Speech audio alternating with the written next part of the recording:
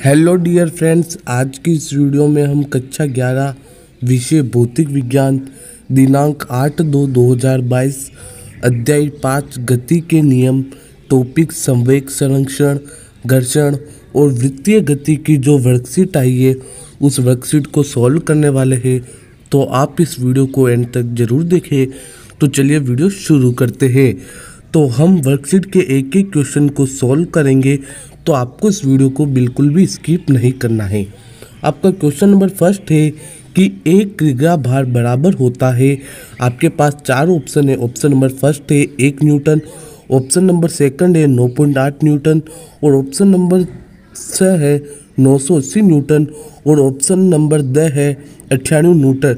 जो एक क्रिया भार होता है वो 9.8 न्यूटन के बराबर होता है। तो इसका राइट आंसर हो जाएगा आपके ऑप्शन नंबर ब। इसके बाद आपका वर्कशीट के अंदर क्वेश्चन नंबर सेकंड है कि संवेग संरक्षण नियम का उदाहरण सहित समझाइए। तो चलिए अब देखते हैं इस क्वेश्चन का आंसर।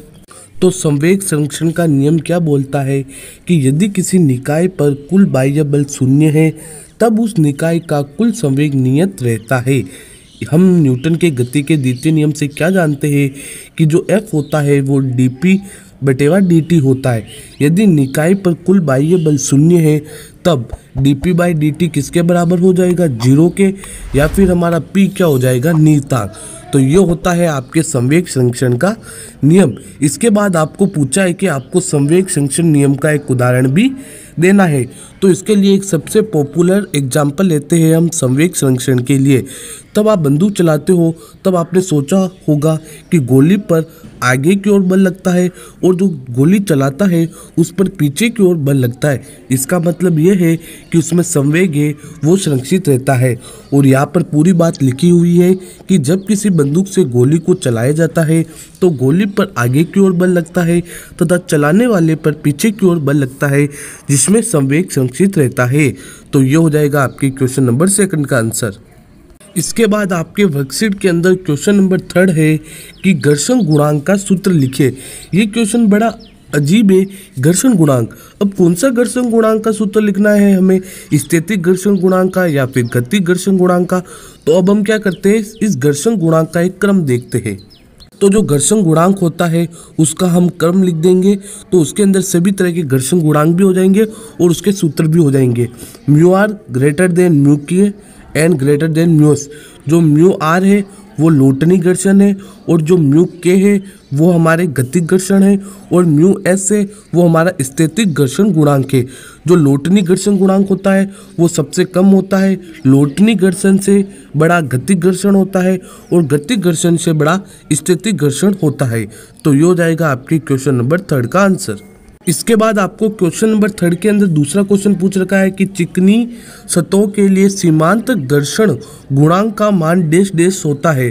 तो चिकनी सतह होगी तो घर्षण गुणांक का मान क्या होगा, कम। तो चिकनी सतहों के लिए घर्षण गुणांक का मान क्या होता है, कम। तो ये हो जाएगा आपके क्वेश्चन नंबर थर्ड के दूसरे क्वेश्चन का आंसर। इसके बाद आपकी क्वेश्चन नंबर 4 पूछ रखा है कि समतल वृत्ताकार पथ पर वाहन की इष्टतम चाल का व्यंजक उत्पन्न कीजिए।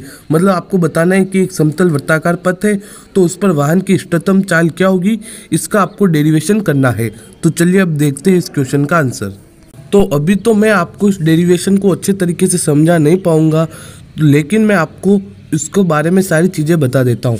मान लो कि आपके पास एक m द्रव्यमान का वाहन है और वो r त्रिज्या के एक समतल वृत्ताकार सड़क पर नियत चाल v से गति कर रहा है।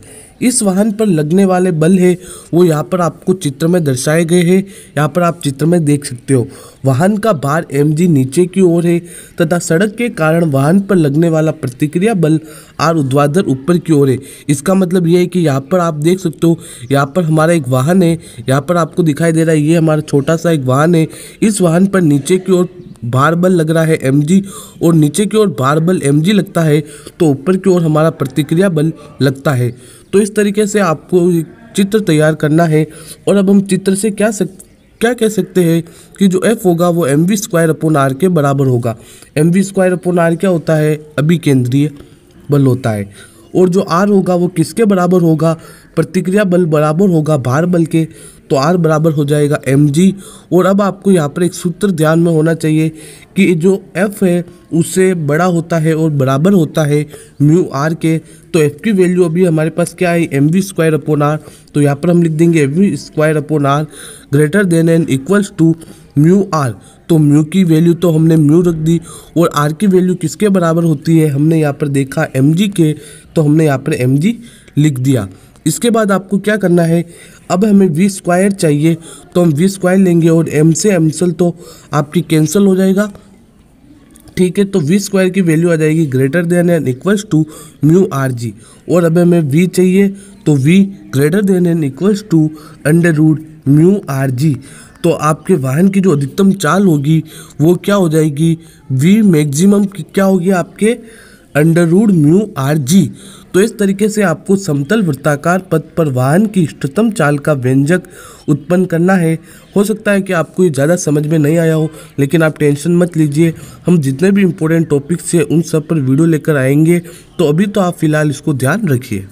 इसके बाद हम देखते हैं पांचवा क्वेश्चन। पांचवा क्वेश्चन है कि किसी व्यक्ति की सहनती 70 kg है और वह एक गतिमान लिफ्ट में तुला पर खड़ा है।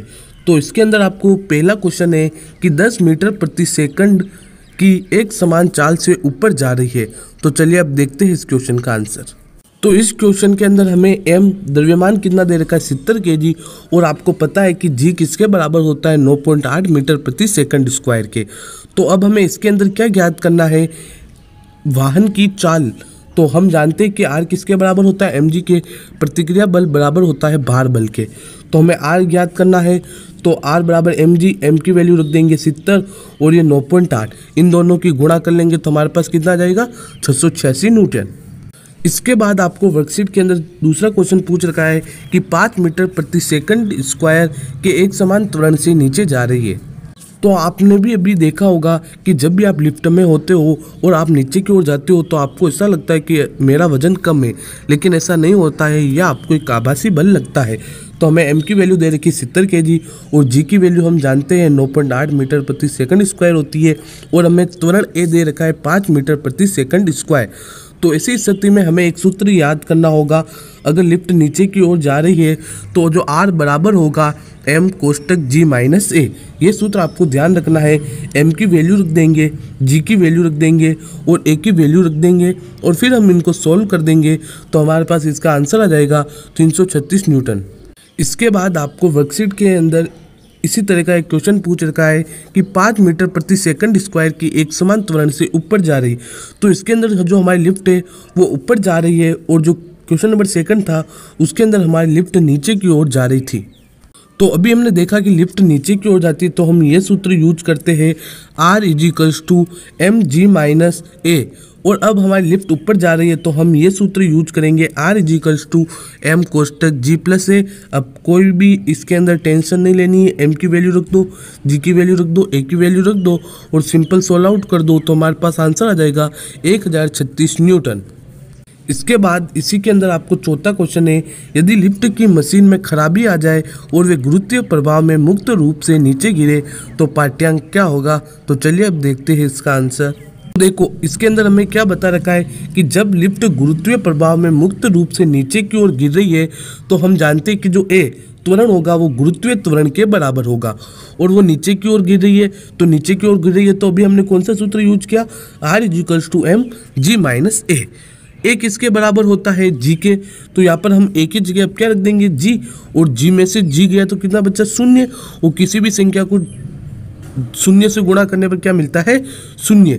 तो आंसर क्या होगा, पैमाने का माप 0 है और ये भारहीनता की स्थिति में है। तो इस तरीके से हमने इस वर्कशीट को कंप्लीट सॉल्व कर लिया है।